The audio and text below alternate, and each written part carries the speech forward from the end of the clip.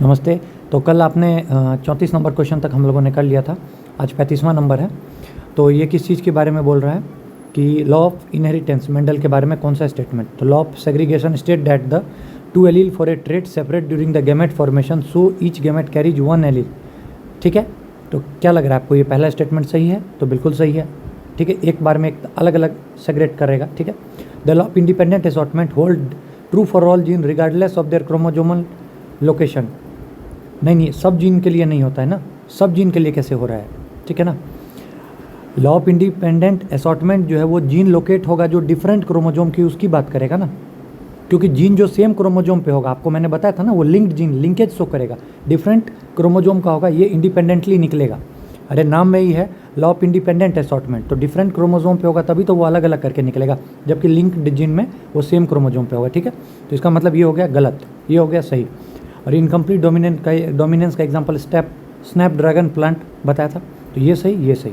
ठीक है, कोई दिक्कत नहीं, 1 और 3 करेक्ट। 36 नंबर, अब एकदम सिंपल सा क्वेश्चन है। क्या है क्वेश्चन, पढ़िए।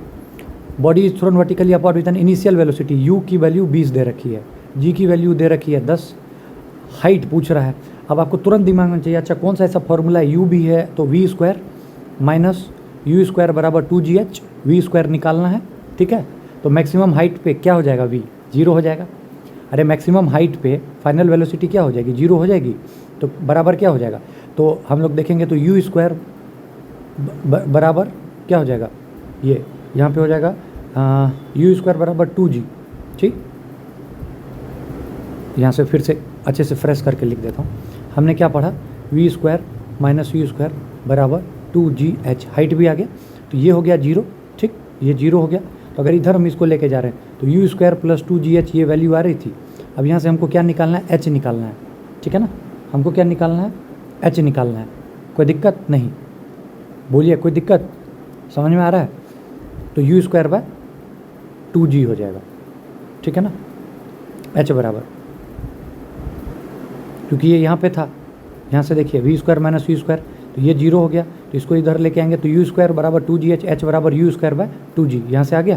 तो you square by 2g, you की वैल्यू कितनी दे रखी है 20, तो 20 का स्क्वायर 400 और 2g मतलब 20, तो 20 गुना 20 कट गया 20। ठीक है, 20 आ गया आंसर। ठीक है, कोई दिक्कत नहीं, समझ में आया? वही चीज़ है। 37 नंबर ओम्स लॉ वाले में मैंने आपको कल बता दिया था यार कि ओम्स लॉ में होता क्या है, वी डायरेक्टली प्रोपोर्शनल, वी बराबर आई आर, वी बराबर आई आर, तो V is directly proportional to I, V is directly proportional to R. ठीक है ना, कोई दिक्कत नहीं। और ये कब होता है, V is directly proportional to I, तो कांस्टेंट टेम्परेचर पे, कोई दिक्कत नहीं है, समझ में आ गया? तो 37 का आंसर हो जाएगा क्या इसमें, देखिएगा। ठीक है, तो ये कांस्टेंट टेम्परेचर पे आ जाएगा, सही है, ये बिल्कुल सही है। ठीक, 34 भी बता दिया था। अब 38 नंबर जो है, आपको पता है टोटल इंटरनल रिफ्लेक्शन के लिए मैंने कंडीशन बताया था, क्या होना चाहिए, एक तो डेंसर से रेयरर होना चाहिए। ठीक है, और दूसरा एंगल ऑफ इंसिडेंट जो है वो क्रिटिकल एंगल से ज़्यादा होना चाहिए, तो वही बोल रहा है denser to rare and angle of. ठीक है, तो पहला हो गया, पहला स्टेटमेंट सही है 38 का है। ठीक है, दूसरा ऑप्टिकल फाइबर जो होते हैं वो टोटल इंटरनल रिफ्लेक्शन पे काम करते हैं, तो बिल्कुल सही भाई। क्रिटिकल एंगल जो है रिफ्रैक्टिव इंडेक्स पे डिपेंड करता है और बढ़ता है, जैसे कि रिफ्रैक्टिव इंडेक्स बढ़ता है तो क्रिटिकल एंगल भी बढ़ता है। नहीं भाई, क्रिटिकल एंगल जो होता है ना वो इन्वर्सली प्रोपोर्शनल होता है, C बराबर 1/n होता है, मतलब क्रिटिकल एंगल ज़्यादा तो रिफ्रैक्टिव इंडेक्स कम। तो याद रखिएगा यहाँ से, क्रिटिकल एंगल ज़्यादा तो रिफ्रैक्टिव इंडेक्स कम, तो 1 और 2 इज करेक्ट। ठीक है, 39 नंबर, इलेक्ट्रिक चार्ज का unit coulomb, magnetic flux density का टेस्ला, पावर का वाट, प्रेशर का पास्कल। ठीक है, कोई दिक्कत नहीं, ये बार बार फ्रीक्वेंटली पूछा जा रहा है, तो याद रखिएगा 39 का हो जाएगा ए। ठीक, कोई दिक्कत नहीं, समझ में आया? 40 नंबर क्वेश्चन, 40 नंबर का आप अटैम्प्ट कीजिए, कोई दिक्कत नहीं है। ठीक है, 40 का बताइए क्या होगा, सेंटर ऑफ कर्वेचर पे है, तो भाई क्या हो जाएगा बताइए, सेंटर ऑफ कर्वेचर पे है, लेंस की बात कर रहा है, कॉन्वेक्स लेंस की बात कर रहा है। तो कॉन्वेक्स लेंस में क्या होता है, एफ, ये 2f जिसको कि सेंटर ऑफ कर्वेचर कहते हैं, तो फोकल लेंथ कितना है 20। ठीक है ना, सेम साइज बोलते ही इसका मतलब आ गया सेम साइज होता है, याद है ना, कहाँ पे बनेगा सेम साइज, जब सेंटर ऑफ कर्वेचर पे रहेगा, मतलब फोकल ये 2f पे रहेगा, तो 2f की वैल्यू, f की वैल्यू 20 दे रखी है, तो 2f की वैल्यू 40। कोई दिक्कत बताइए, कोई दिक्कत समझने में? फिर से समझिए, हम लोग जब कनकेव मिरर पढ़ रहे थे, ठीक है, FC था centre of curvature, focus lens में क्या होता है, ये कॉन्वेक्स लेंस है, तो पहला जो होता है फोकस लेंस फोकल होता है, और यहाँ पे सेंटर ऑफ कर्वेचर को 2f लिखा जाता है। Got it. अब ये क्या बोल रहा है, एफ की वैल्यू दे रखा है 20 और बोल रहा है कि इमेज जो है सेम साइज का बना। तो तुरंत दिमाग में आना चाहिए इमेज कब सेम साइज का बनेगा, जब ऑब्जेक्ट होगा सेंटर ऑफ कर्वेचर पे, ठीक है ना। पर ये तो नेचर वाला आपने पढ़ा रखा है ना, मिरर कहाँ पे वो ऑब्जेक्ट रहेगा तो कहाँ पे क्या बनेगा। तो एफ की वैल्यू 20 थी तो 2f की वैल्यू क्या हो जाएगी 40, खत्म, ठीक है, कोई दिक्कत। अब 2f की वैल्यू 40 आ गई, ठीक है, कोई दिक्कत नहीं। तो आपको पता है कौन सा लेंस है, कॉन्वेक्स लेंस है। तो भाई कैसा होगा, बनेगा कैसे, तो रियल बनेगा, इन्वर्टेड बनेगा, ठीक, कोई दिक्कत नहीं। न्यूटन्स लॉ ऑफ मोशन क्या बोलता है भाई, ये body in the uniform circular has the constant velocity but changing speed. गलत भाई, बार बार बोलो, यूनिफॉर्म में रहेगा तो कांस्टेंट स्पीड होगा। क्या होगा, स्पीड हमेशा कांस्टेंट होगा, वेलोसिटी बदलेगा। बार बार फिर से बोल रहा हूँ, लिख लीजिए, यूनिफॉर्म सर्कुलर मोशन में स्पीड हमेशा कांस्टेंट होगा। यूनिफॉर्म सर्कुलर मोशन में स्पीड हमेशा कांस्टेंट होगा, बेहद इंपॉर्टेंट कंसेप्ट, ठीक है। Rate of change of momentum is directly proportional to the applied force, F बराबर mv। बिल्कुल सही, बिल्कुल सही, बिल्कुल सही। न्यूटन का सेकंड लॉ भी यही बोलता है। थर्ड क्या बोलता है, एक्शन एंड रिएक्शन जो है जो होगा, और ये दोनों डिफरेंट बॉडी पे होगा, ठीक है, बिल्कुल सही, बिल्कुल सही, बिल्कुल सही, याद रखिएगा। न्यूटन का जो थर्ड रिएक्शन जो लॉ है वो बोलता है एक्शन रिएक्शन होना चाहिए, डिफरेंट बॉडी पे होना चाहिए, ठीक है ना, ठीक है, यह इंपॉर्टेंट है। तो आंसर क्या हो गया, 2 और 3 सही। इसको याद रखिएगा, सर्कुलर में क्या होता है, कॉन्स्टेंट स्पीड, ठीक है। कौन सा जो फेनोमेना है जो कि ट्रांसवर्स नेचर को बताता है, कई बार बोला हूँ, कई बार, पोलराइजेशन जो है वो क्या बताता है, ट्रांसवर्स नेचर ऑफ लाइट को बताता है, ठीक है ना, क्योंकि ट्रांसवर्स वेव्स को ही पोलराइज किया जा सकता है, ठीक है। जबकि डिफ्रैक्शन और इंटरफेरेंस जो है वो ट्रांसवर्स और लॉन्गिट्यूडनल दोनों को, जबकि पोलराइजेशन जो फेनोमेना है वही इकलौता है जो कि ट्रांसवर्स नेचर को ऑफ लाइट को बताता है, ठीक, बढ़िया, ठीक है। 43 नंबर, कोई भी पर्सन जो कि फ्रिक्शनलेस सरफेस पे है, ठीक है, and throw a heavy ball forward, the person moves backward. सही बात है, फ्रिक्शनलेस है तो भाई फिसलेगा ना, अरे वो है ही नहीं, मतलब फ्रिक्शन है ही नहीं तो फिसलेगा ही जब वो गेंद को फेंकेगा। According to the law of the conservation of linear momentum, in the absence of external force the total momentum remains constant. सही बात है, टोटल मोमेंटम रिमेंस कॉन्स्टेंट, ठीक है ना, क्योंकि फेंकने से पहले मोमेंटम क्या था, 0 था, ठीक है। तो मोमेंटम जो है सो हॉरिजॉन्टल में कंजर्व रहेगा, तो इसीलिए पर्सन जो है सो बैकवर्ड की तरफ जाएगा, ठीक है ना, इक्वल एंड अपोजिट मोमेंटम लगेगा, ठीक है। सेम चीज़ जो है रॉकेट प्रोपल्सन के लिए भी है, रॉकेट जब ऊपर जाता है तो नीचे से धुआं छोड़ता है, ठीक है, याद रखिएगा, ठीक ठीक ठीक ठीक ठीक। अब इसमें तो कोई दिक्कत ही वाली बात नहीं है। ये 44 नंबर में, 44 अगर आपने पढ़ा है, फोटो इलेक्ट्रिक इफेक्ट के बारे में बताया था हर्ज ने, तो हर्ज आते ही फोटो इलेक्ट्रिक इफेक्ट के बात आ जाएगी। तो 44 का मतलब फर्स्ट का ये डिस्कवर्ड फोटो इलेक्ट्रिक इफेक्ट हर्ज। मैक्स प्लैंक ने क्या दिया था, क्वांटम वाला चीज़ दिया था। आइंस्टीन का आपको पता है क्या दिया था, फोटो इलेक्ट्रिक इफेक्ट के बारे में बताया था फोटोन कंसेप्ट के साथ। और रदरफोर्ड का आपको पता है अल्फा न्यूट्रिन स्कैटरिंग एक्सपेरिमेंट, तो एलिमिनेट करके भी आप ये बना सकते थे। तो हर्ज का याद रखना, फोटो इलेक्ट्रिक की डिस्कवरी की थी, हर्ज के बारे में फोटो इलेक्ट्रिक की डिस्कवरी की थी, ठीक। 45 specific heat of A water is 4200। कितना हीट चाहिए टेम्परेचर को बढ़ाने के लिए, 2 kg इतना से इतना के लिए, ठीक है। तो आपको अगर याद है तो ठीक है, नहीं मतलब मैं तो ये बोलूँगा कि आपको उतना मतलब ये चीज़ उतना दिमाग में मत रखिए, कोई दिक्कत नहीं है। फॉर्मूला होता है Q बराबर mc डेल्टा टी, ठीक है। और ऐसा मैं आपको एक हिंट दे रहा हूँ, मतलब क्या होता है, ट्रिक बता रहा हूँ, हर जरूरी है लेकिन 90% बीपीएससी के क्वेश्चन में लगेगा। जब आपको कोई भी न्यूमेरिकल में कुछ समझ में नहीं है, सबको मल्टीप्लाई कर दीजिएगा, सबको मल्टीप्लाई कर दीजिएगा, आंसर आ जाएगा।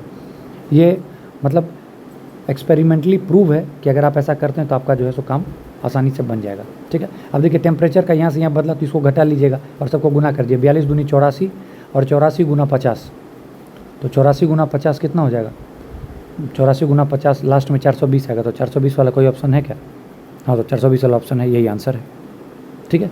क्योंकि Q बराबर mc delta T, delta T मतलब चेंज इन टेम्परेचर कितना हुआ, तो 50 हुआ, और इसकी वैल्यू 2 दे रखी थी, इसकी 4200 दे रखी थी, सबको गुना कर दीजिए। ये वर्क करता है और मैंने भी इस पर वर्क किया है, तभी मैं आपको बता रहा हूँ, ठीक है। इलेक्ट्रोमैग्नेटिक वेव्स के बारे में आपको ये चीज़ पता होना चाहिए, ठीक है।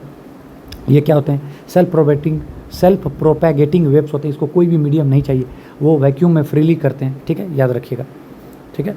तो waves require a material medium, गलत, तो पहला तो गलत गलत गलत, आंसर 2 और 3, आगे पढ़ने की जरूरत ही नहीं है, लेकिन फिर भी बताता हूँ। इलेक्ट्रोमैग्नेटिक स्पेक्ट्रम में X-ray have higher frequency than ultraviolet ray, ठीक है। तो एक्सरे की फ्रीक्वेंसी, आप देखिए वही चीज़ मैं बार बार बताता हूँ, R M I U V X gamma. R का क्या होता है, वेवलेंथ ज़्यादा तो फ्रीक्वेंसी कम। तो क्या बोल रहा है, एक्सरे का हायर फ्रीक्वेंसी होगा किससे, अल्ट्रावायलेट से, तो बिल्कुल होगा, इसका वेवलेंथ ज़्यादा होगा, तो ये 2 नंबर बिल्कुल सही, ठीक है ना। मैं इधर से बता रहा हूँ, इधर से इधर चलेंगे, R M I U V X gamma, इधर से चलेंगे तो ये क्या होगा, इसका इधर से क्या होगा, इसका वेवलेंथ ज़्यादा और इसका फ्रीक्वेंसी ज़्यादा, तो इस हिसाब से radio wave, microwave, gamma all travel at the same speed in vacuum, ठीक है। तो आंसर क्या हो जाएगा इसका 46 का, बोलिए, बिल्कुल सही है। इनका ये ईएम वेव है, सबका स्पीड ऑफ लाइट से ट्रेवल करते हैं। और याद रखना है, मैंने बताया था, लाइट हो चाहे साउंड हो, एक मीडियम से दूसरे में जाएंगे सब कुछ चेंज हो जाएगा, फ्रीक्वेंसी चेंज नहीं होगा, फ्रीक्वेंसी चेंज नहीं होगा, ठीक है, ठीक है। 47 क्या बोल रहा है, रेजिस्टेंस को जो है तोड़ करके बेंड करके सर्किल बनाया, ठीक है ना, कितना था, 12 ओम का था, ठीक है। इफेक्टिव रेजिस्टेंस पूछ रहा है, तो अगर उसको 2 बेंड करके सर्किल बनाया तो 2 हाफ हो गया, तो दोनों हाफ का अगर 6 ओम कर देंगे, ठीक है। तो बोल रहा है कि क्या बोल रहा है, इफेक्टिव रेजिस्टेंस पूछ रहा है, तो इफेक्टिव मतलब क्या हो जाएगा, 2 6 हो गया, तो 6 गुना 6 अपॉन 6 प्लस 6, 36 अपॉन 12 3, ठीक है। वायर को बेंड किया सर्किल में तो सबका जो रेजिस्टेंस है हाफ हो गया, ठीक है। तो 2 डायमेट्रिकली अपोजिट एंड जो है 6 ओम में डिवाइड हो गया, और पैरेलल में आपको पता है या तो ऐसे करते 1 + 6 + 1 + 6, ठीक है। तो 2 बाई क्या होता है 6 करके 2/6, तो 1/3, और आर इफेक्टिव आ जाता 3, तो वही वाला चीज़ है यहाँ पे 3 डायरेक्ट, 6 गुना 6 अपन 6 + 6। न्यूक्लियर फ्यूजन, फ्यूजन वाला चीज़ आपको पता है, न्यूक्लियर फ्यूजन जो होता है, फ्यूजन, ठीक है ना, फ्यूजन आपने उसको क्या कहते हैं, क्या बोलते हैं उसको, फ्यूज किया। अब आप क्या कर रहे हैं, देखिए क्या बोल रहा है, इनकरेक्ट पूछ रहा है ना, तो आपने फ्यूज किया मतलब इसको आप जोड़ जोड़ के फ्यूज कर रहे हैं, और एक फटा तो इसमें एनर्जी ज़्यादा निकलेगा कि इसमें तो देना पड़ रहा है एनर्जी, और इसमें ज़्यादा एनर्जी निकलेगा। तो ये बोल रहा है कि nuclear fusion releases less energy, ठीक है ना, ठीक है ना, पर unit mass than nuclear fusion reactions. तो फ्यूजन में ज़्यादा एनर्जी निकलता है, ठीक है ना, निकलता है, ठीक है ना, याद रखिएगा। इसको मैं भी एक बार अच्छे से मतलब देख लूँगा, जहाँ तक मेरे को लग रहा है, बट आंसर में गलती दे रखा है कि सही दे रखा है, इस बार मैं इसको चेक कर लूँगा। E = mc² तो आपको पता है, बट लॉजिकली अगर हम लोग देखें तो फ्यूज करवा रहे हैं, तो इधर से एनर्जी रिलीज़ नहीं होगा, इधर तो हम एनर्जी दे रहे हैं, और जब ये फटेगा तभी तो फ्यूजन कहलाता है, ये तो फ्यूज़न है, ठीक है। तो एक बार चेक कर लूँगा। मेरे को जहाँ तक लग रहा है कि फ्यूजन वाला जो है एनर्जी है, NCERT में दे रखा था कि फ्यूजन में ज़्यादा एनर्जी निकलता है। एक बार लेट मी चेक 48 को, ठीक है, ठीक। फर्स्ट लॉ ऑफ थर्मोडायनेमिक्स क्या कहता है, हम लोगों ने देखा था, फर्स्ट लॉ ऑफ थर्मोडायनेमिक्स बताया था कि आपने जो है डेल्टा एनर्जी, जो इंटरनल एनर्जी जो दिया, इसका काम क्या होगा, किस में होगा, हीट में होगा और W में होगा, या फिर अगर आप इसको ऐसे करके बोल सकते हैं डेल्टा U + W = Q, मतलब मैं सिंपली लिख सकता हूँ Q = W + डेल्टा U, मतलब जो भी आपने हीट दिया है वो वर्क डन में होगा और इंटरनल एनर्जी को बढ़ाने में यूज होगा, ठीक है। तो ये आप एक तरह से बोल सकते हैं क्या कि ये कंजर्वेशन ऑफ एनर्जी की बात कर रहा है, बिल्कुल सही। सेकेंड लॉ ऑफ थर्मोडायनेमिक्स क्या बोलता है कि heat spontaneously flows from a body at a lower temperature to higher ना, हमेशा बोला हूँ कि गर्म से ठंडा की तरफ, तो हाई टेम्परेचर टू लो, तो ये गलत हो गया। एब्सोल्यूट टेम्परेचर ये है जहाँ पे एंट्रोपी जो है वो 0 हो जाती है, बिल्कुल सही, डेल्टा S = 0, एंट्रोपी 0, ठीक है। तो answer 1 and 3 is correct. Beats की बात कर रहा है, बीट्स आपको पता है कि 2 साउंड वेव जब आपस में क्या कहते हैं डिफरेंट फ्रीक्वेंसी की रहती है, ट्रेवलिंग सेम डायरेक्शन में, तो उसको क्या बोला जाता है, बीट्स। तो बीट का जो होता है फ्रीक्वेंसी ना, क्या होता है, डिफरेंस जो होता है 2 फ्रीक्वेंसी के बीच में, उसी को बीट बोला जाता है, ठीक है ना। बीट नहीं बोलते हैं, बीट, 2 फ्रीक्वेंसी के बीच का डिफरेंस। तो इसमें क्या हो जाएगा 51 का डिफरेंट फ्रीक्वेंसी, ठीक है। इम्पल्स का जो है सो वो पूछा जा रहा है, क्या बोलते हैं, यूनिट। तो इम्पल्स बराबर मैंने आपको बताया फोर्स इंटू टाइम, तो फोर्स का क्या होता है न्यूटन, टाइम का सेकेंड, तो न्यूटन पर यूनिट सेकेंड। तो आंसर क्या हो जाएगा 52 का C, ठीक है। देखिए रियर व्यू मिरर में किसका यूज करते हैं, ठीक है ना, कन्वेक्स मिरर का यूज करते हैं रियर व्यू में, ठीक है ना। क्यों, क्योंकि वो जो है इरेक्ट, वर्चुअल और डिमिनिश्ड इमेज देता है, वाइडर व्यू देता है, ठीक है, याद रखना है। थोड़ा जल्दी करते हैं, ठीक है ना। आप समझ रहे होंगे कि मतलब बेसिक्स हम लोग का क्या है कि मतलब इसके थ्रू की कुछ अच्छे क्वेश्चन हैं, ये सब आने लायक है, तो इससे हम लोग अच्छा कर लेंगे। और भी सब्जेक्ट करना है तो टाइम भी कम है, तो जो इंपॉर्टेंट है उन सबको जैसे कर। बर्नौली प्रिंसिपल मैंने बता रखा है किस चीज़ पर बेस्ड है, law of conservation of energy है, वही क्या बोलता है कि सम ऑफ प्रेशर का काइनेटिक एनर्जी और पोटेंशियल एनर्जी जो है, तीनों एनर्जी है, pressure plus kinetic energy plus potential energy पर जो होता है ये कांस्टेंट होते हैं। ये कौन किस में है, ये बर्नौली प्रिंसिपल यही बताता है। काइनेटिक एनर्जी, प्रेशर और पोटेंशियल एनर्जी ये कांस्टेंट होते हैं, ठीक है। कोई भी बड़ी सर्कुलर पाथ में कांस्टेंट स्पीड में है तो कौन सा जो है सो इसका चीज़ जो है वो जीरो रहेगा, ठीक है ना। तो मैंने आपको बताया था क्या रहेगा, एक्सेलरेशन रहेगा, जीरो नहीं रहेगा, सेंट्रीपिटल फोर्स रहेगा, नहीं रहेगा, एंगुलर वेलोसिटी तो बिल्कुल ही नहीं रहेगा। तो ये टेंजेंशियल एक्सेलरेशन रहेगा। मुझे नहीं पता था तभी मैं कर लिया, क्योंकि मुझे ये पता है कि क्या आंसर नहीं होगा, क्योंकि यूनिफॉर्म सर्कुलर मोशन है। तो आपको पता है, मैंने बताया क्या कांस्टेंट रहेगा, स्पीड कांस्टेंट रहेगा, ठीक है। तो टेंजेंशियल एक्सेलरेशन होता क्या है, तो rate of change of speed होता है, तो ये भी जीरो होगा। तो यहाँ से आपने एक चीज़ नया सीख लिया, tangential acceleration, rate of change of speed क्या होगा, जीरो हो गया, ठीक है। ठीक ठीक ठीक। SI unit of luminous intensity तो क्या होता है, कैंडेला होता है। क्या होता है, कैंडेला होता है, ठीक है। लक्स किसका है, तो आपको पता है किसका है, इल्यूमिनेंस का है, ठीक है, याद रखा। कैंडेला क्या होता है, पावर जो होता है ऑफ लाइट जो है सो पर यूनिट सॉलिड एंगल पे निकला उसको बताया जाता है, ठीक है। सिस्मोग्राफ से हम किसको मेजर करते हैं, तो आपको पता है क्या करते हैं, magnitude and intensity of earthquake को, ठीक है। अल्ट्रासोनिक फ्रीक्वेंसी क्या होता है, तो इंफ्रासोनिक हो गया 20 हर्ट्ज से कम, अल्ट्रासोनिक हो गया 20,000 से ज़्यादा, और नॉर्मल जो हम लोग सुनते हो 20 से 20,000, ठीक है। तो 60 का हो गया सी, 60 का सी, 60 का आंसर सी। ट्रांसफार्मर, अब देखिए ट्रांसफार्मर किस पे काम करता है, अच्छा क्वेश्चन है, सुन लीजिए। ट्रांसफार्मर जो काम करता है वो म्यूचुअल इंडक्शन पे काम करता है, किस पे, म्यूचुअल इंडक्टेंस पे। म्यूचुअल इंडक्टेंस क्या होता है, सुन लिए, नाम में ही क्या आ रहा है, म्यूचुअल आ रहा है। म्यूचुअल मतलब क्या होता है, साथ साथ करना। तो एक फेनोमेना है, इसमें क्या होता है ना कि आप करंट को चेंज कर रहे हैं, ठीक है ना, एक कॉइल में करंट को चेंज कर रहे हैं, तो ये जो बगल वाला कॉइल है यहाँ पर जो आपको EMF इलेक्ट्रोमोटिव फोर्स को जनरेट कर देगा। मतलब एक में चेंजिंग के कारण जो होता है दूसरे में जो चेंज आ जाता है, that is known as mutual induction. और याद रखिएगा इसी पर कौन काम करता है, ट्रांसफार्मर काम करता है। तो सेल्फ इंडक्शन पे नहीं करता, हमेशा याद रखिएगा म्यूचुअल इंडक्टेंस पे। आपको बस इतना याद रखना, ट्रांसफार्मर किस पे काम करता है, म्यूचुअल इंडक्टेंस पे, ठीक है। ये हम लोग वहाँ भी देखेंगे, तो इसको आप याद रखिएगा, किस पे काम करता है ट्रांसफार्मर, म्यूचुअल इंडक्टेंस पे, ठीक है। दो कॉइल रहे, एक में जनरेट हुआ, करंट चेंज हुआ तो दूसरे में EMF खुद ब खुद जनरेट हो जाएगा, ठीक है, याद रखिएगा।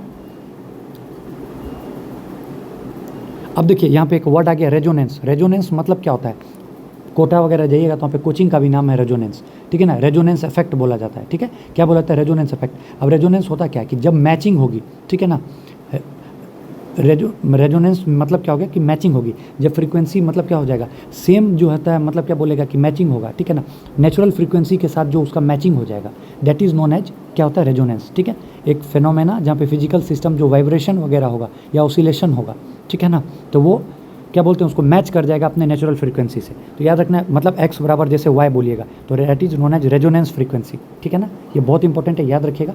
अभी मैं जब आपको वो बताऊंगा क्या कहते हैं EMI वहाँ पे पढ़ाऊंगा, जब EMI इंडक्शन वगैरह पढ़ाऊंगा तो आपको समझ में आएगा। तो इसके लिए इसका आंसर क्या हो जाएगा 62 नंबर का, मैंने जो अभी आपको बताया ट्रांसफार्मर का म्यूचुअल इंडक्टेंस वाला बता दिया, और 62 का हो जाएगा natural frequency matches the frequency of the externally applied periodic force, जब मैच कर जाएगा, ठीक है, याद रहेगा। तो यहाँ से रेजोनेंस और ट्रांसफार्मर पढ़ा, उसको कॉपी में लिख लीजिए, ठीक है।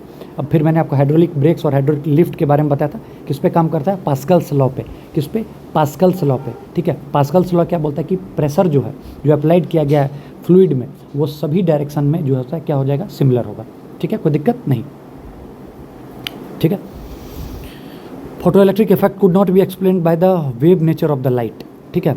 फोटो इलेक्ट्रिक इफेक्ट की बात कर रहा है कि वेव नेचर से नहीं, क्योंकि वेव नेचर जो है प्रेडिक्ट करता है कि kinetic energy should not depend on intensity, ठीक है ना।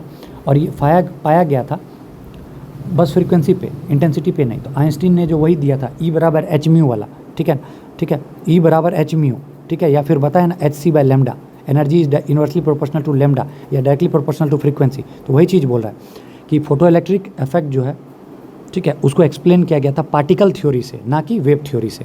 क्यों, क्योंकि वेव थ्योरी के बारे में अगर पूछा जाए तो क्या होगा, ये क्या करेगा, ये बोलता है कि डिपेंड ऑन इंटेंसिटी, ये फ्रीक्वेंसी की बात नहीं करता है। जबकि हमको पता है कि हम जो फोटो इलेक्ट्रिक इफेक्ट पढ़ते हैं तो E बराबर h म्यू होता है, इसका मतलब एनर्जी किस पे डिपेंड करता है, फ्रीक्वेंसी पे, ना कि इंटेंसिटी पे। तो वही चीज़ बोल रहा है, ठीक है। तो फोटो इलेक्ट्रिक इफेक्ट को हम किस थ्योरी से देखते हैं, पार्टिकल नेचर से देखते हैं, ठीक है, याद रहेगा। अभी LCR सर्किट वहाँ पर पढ़ाऊँगा, ठीक है, ठीक ठीक ठीक ठीक, यहाँ तक कर लिया। कलर ऑफ जो स्टार है ये आपको मैंने बताया, तो वहाँ पे NCERT में दे रखा है कि टेम्परेचर चेंज के कारण होता है, तो सरफेस टेम्परेचर के कारण होता है, ठीक है, ठीक है। PV बराबर nRT, ठीक है। Pressure is directly proportional to T, ठीक है ना, pressure is directly proportional to T. तो क्या बोलता है, तो गे-लुसेक लॉ क्या बोलता है कि P is directly proportional to T, कब, कांस्टेंट वॉल्यूम पे, P is directly proportional to T तो कांस्टेंट वॉल्यूम पे, और ये क्या कहलाता है, गे-लुसेक लॉ कहता है। तो इसको कैसे याद रखिएगा, किसमें क्या कांस्टेंट होता है, तो देखिए बॉयल्स लॉ में तो आपको पता है कि टेम्परेचर कांस्टेंट है, कोई दिक्कत नहीं है। अब गे-लुसेक लॉ है, अब इसमें पी वी टी में क्या कांस्टेंट है हमको नहीं पता है, तो आपको बस इतना याद रखना है कि गे-लुसेक में गे-लुसेक जो था, नाम में गे-लुसेक है, गे बहुत अच्छा नाम है, तो गे-लुसेक का पीटी निकला था बीपीएससी का, पीटी, गे-लुसेक पीटी, तो P is directly proportional to T तो वॉल्यूम कांस्टेंट, तो बस हो गया, इधर टी कांस्टेंट इधर वी, तो तीसरा जो आ गया चार्ल्स लॉ, उसमें प्रेशर कांस्टेंट, तो गे का क्या निकला था, पीटी निकला था, खत्म, ठीक है। तो अब इधर उधर भी टाइम हो गया, ठीक है, तो अब वहाँ पे हम लोग 5 बज गए हैं, तो अभी मैं वीडियो अपलोड कर रहा हूँ और फिर उधर अपन लोग चालू करते हैं, ठीक है ना, वहाँ पे डिब्बा वाला क्वेश्चन जो भी है घटना चक्र से। All the best, thank you.